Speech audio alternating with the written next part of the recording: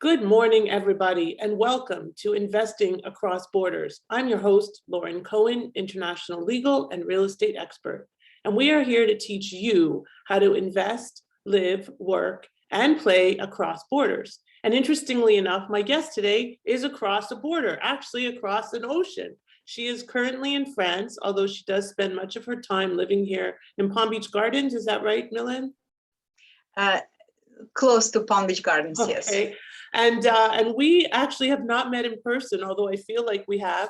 And this is our second take at doing this podcast because unfortunately we had problems with the recording. And Millen was kind enough to help and facilitate this today. And we've rescheduled it a few times because we're both so very busy. But it's a pleasure to have you here. I've really gotten to know you over the months, so it's even better to do this today. Millen calls herself a financial independence mentor, and she has quite the story. She was born in Lithuania, which is where my family is actually from, and she's married to a gentleman who is from France, and she's now there in France for a couple of months, back and forth. She has quite the nomadic life. She truly does invest, live, work, and play across borders, and her whole modus operandi is about dare to change, taking advantage of opportunities, finding financial freedom, and really helping women to find that financial freedom. Millen, please introduce yourself and share some of your background. Wharton, quite the pedigree. You're just amazing. You're lovely. And you've been through so much in your life. So please introduce yourself.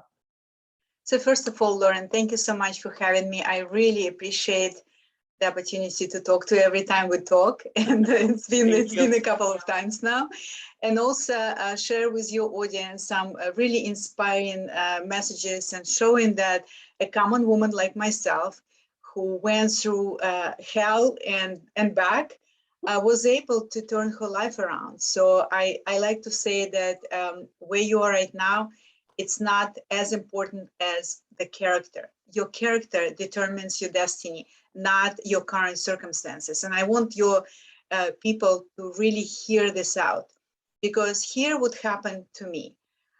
Like you mentioned, I came from Lithuania and I was pursuing my American dream. I wanted to have a better life for myself and my family. And the beginning was very humble, because when I came to the United States, even though I had master's degree in physics, I didn't speak English. So what the value of your experience and knowledge if you don't speak the language in the country, right? Right. So I started as a florist assistant where I didn't have to talk much, right? And it took me 1 year to teach myself English. And the first professional job after 1 year was IT consultant for Millen Livis. So I was very fortunate, and from there I climbed the corporate ladder for years. Let me interrupt you for a moment. Yeah. How did you get into Merrill Lynch as an IT consultant? Like, that's a huge company. You just had taught yourself English. I mean, you must have really impressed the heck out of them, because to get a job there is a big deal. It's corporate America. It's not like you're working for a mom and pop on the street, right? It was corporate America. I think what also helped me that during this 1 year, not only I was working as a florist assistant, I was volunteering. I was working for, I think it was some nearby hospital where I was working as a IT developer, as a program, right? So I did have a background. I did have the skills.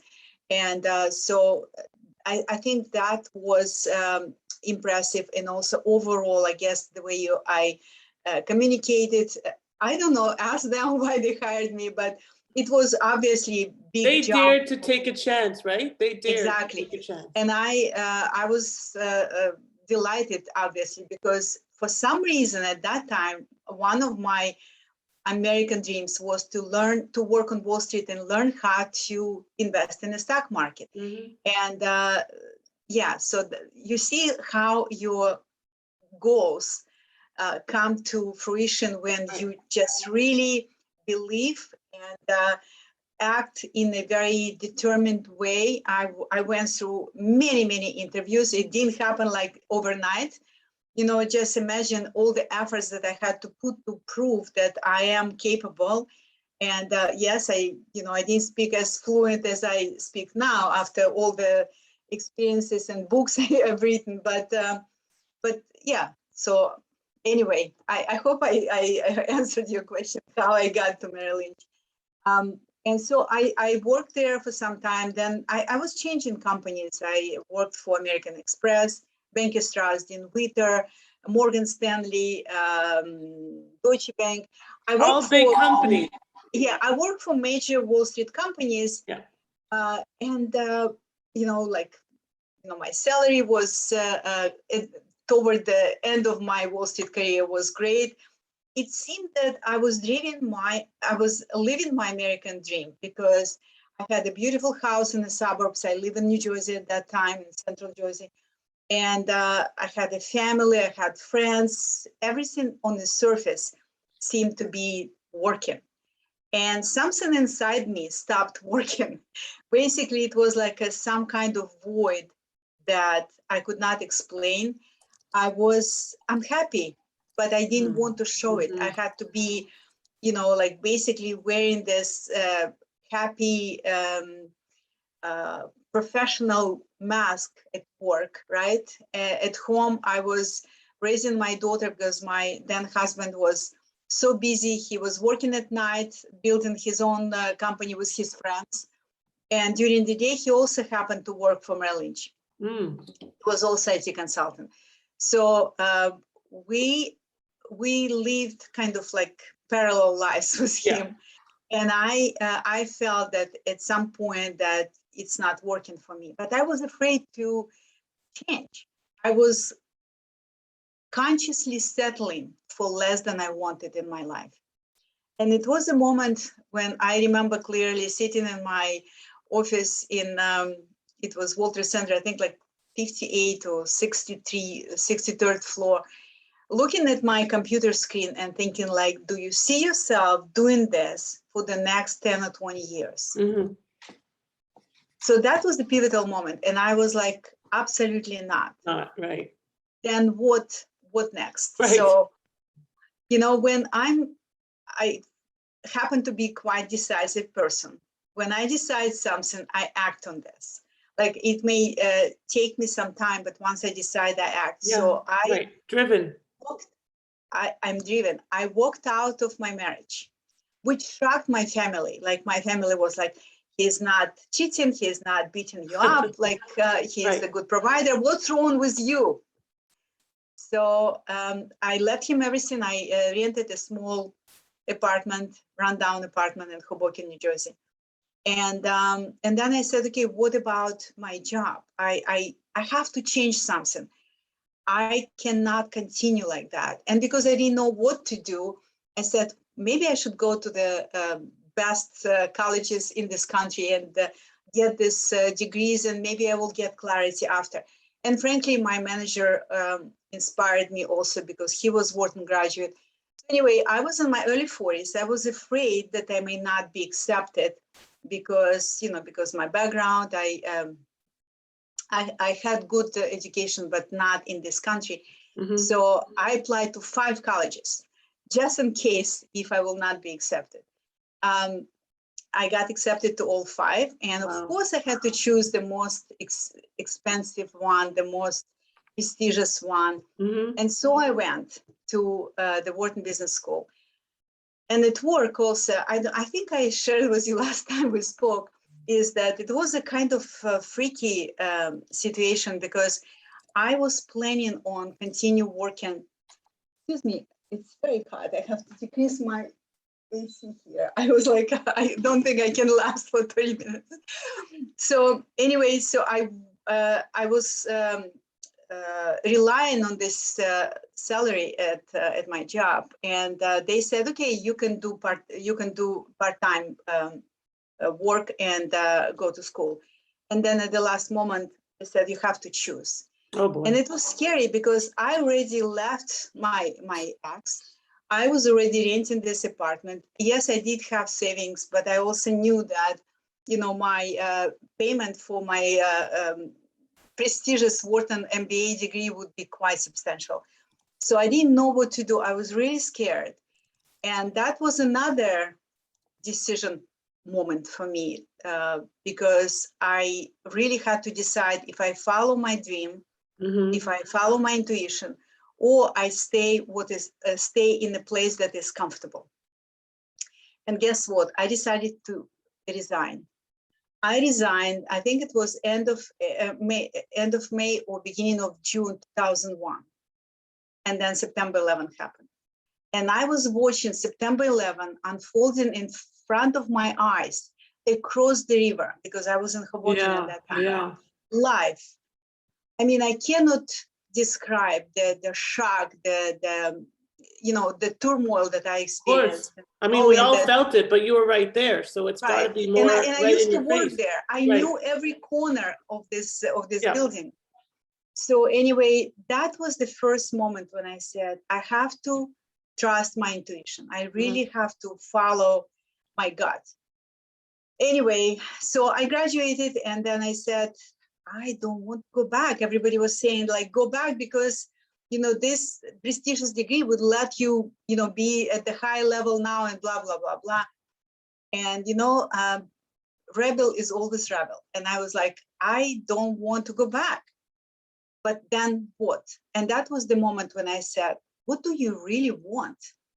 What do you really want? Not because someone said, go for this prestigious degree or blah, blah, blah. And the answer was freedom. And the next question was freedom, but how? And the answer was financial independence. Right. I wanted to be independent from any man, any boss, and just basically live my life on my terms. And the next question was, okay, freedom, financial independence, but how? And the answer was multiple sources of income. Of course. And that's when I decided. Right. And that's when I said, okay, so I already know how to invest in the stock market. I had my portfolio. By the way, at that time, I had financial advisors managing it because I didn't have time. Like most people, I was focusing on how to make money, not how to make my money work for me. Right. So anyway, and then I said, but I see that most rich people really invest in real estate. And I had no idea how to invest in real estate. So I decided that I will study with the best real estate investors in the country. I flew all over the country. I researched them, I studied with them, and then I finally started my real estate investment company. And the beginning was great. We invested in multiple states, and then 2008 happened and we collapsed. And business partners that I was fortunate to have as part of my investment enterprise started saying, let's get out, let's sell. And I was like, we cannot, we're upside down right now, we cannot. So it was a very challenging moment because, for me being in integrity, I wanted to do what they wanted to do with their money, but I couldn't. So I got really depressed. And then in addition to everything else, I drove to see my real estate client, and I basically got into a car accident. And my fault, injured my neck, and I didn't have health insurance. So the long story short, I was in physical pain. I was emotionally, literally broken. And financially, I was broke because I was paying my team from my savings, and I had to let go of my team, etc. So that was the moment when I felt like, how could you waste all the talents, all the experience, all the knowledge that you had? Like, you're such a failure. I literally was saying, I am such a failure. And, when you keep saying this to yourself over and over again, you just go downward spiral over and over again.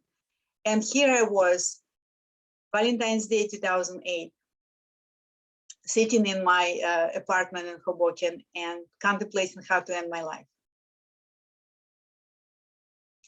I could never believe that I could get so low. Now I say it was the darkest moment of my soul or my divine crisis, but I can tell you that it took me this painful experience to really shake me up so much that I would had to look at life differently. So anyway, I was fortunate. I don't know, I think it's only, I don't know how can I explain it otherwise, but I think it was by the grace of God. I was walking on the street, I met some neighbor, And we started talking, and she detected something, and something that I said, because I was not eating, I was not sleeping.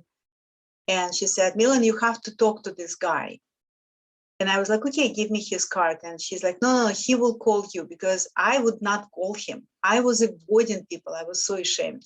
I felt so ashamed. And as you know, shame is a very low frequency vibration feeling, emotion.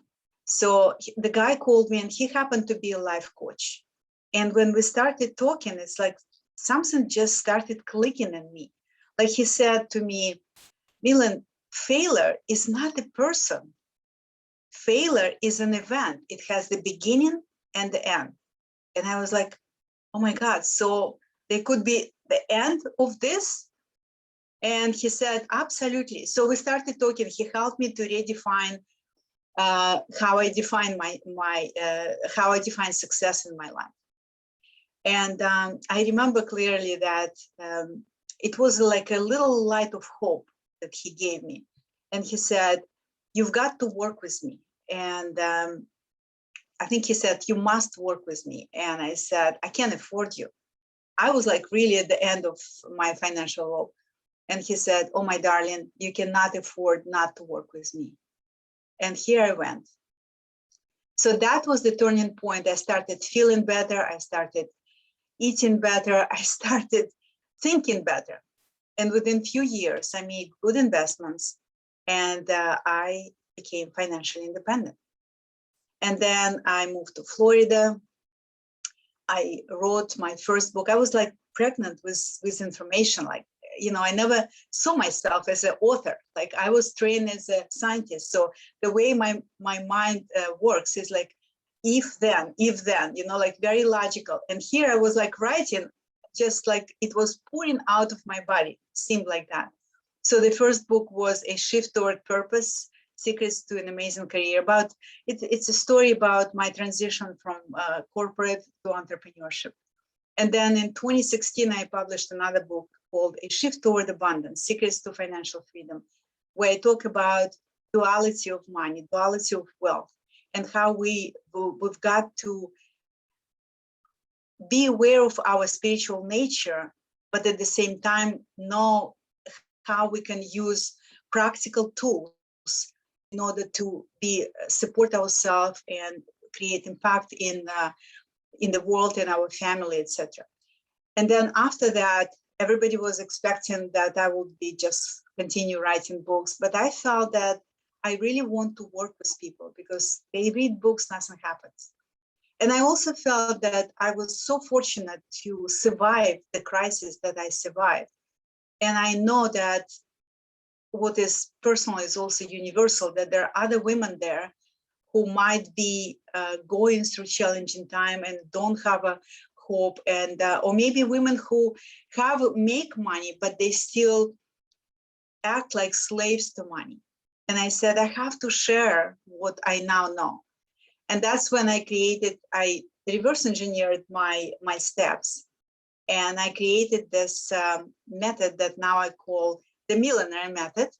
And it's basically a holistic system for becoming financially independent. And that's what I use when I work with my clients. So that's my kind of like a very, very long story in a short version. I think you're muted, Lauren. I am muted because the cool guy was here. I was saying it's a great story, and it is very inspirational and helps people to realize that you can get to your darkest time. I have another friend, her name is Diane Foster, and she also, she has twin, probably they're about 22-year-olds now. And she, at one point several years ago, almost took her life, and she has turned that around to help inspire others as well. So I think the important message here is that you can find your silver lining, which is, as my book is called, through anything. And when you get to that darkest time, sometimes it means that the light is right around the corner.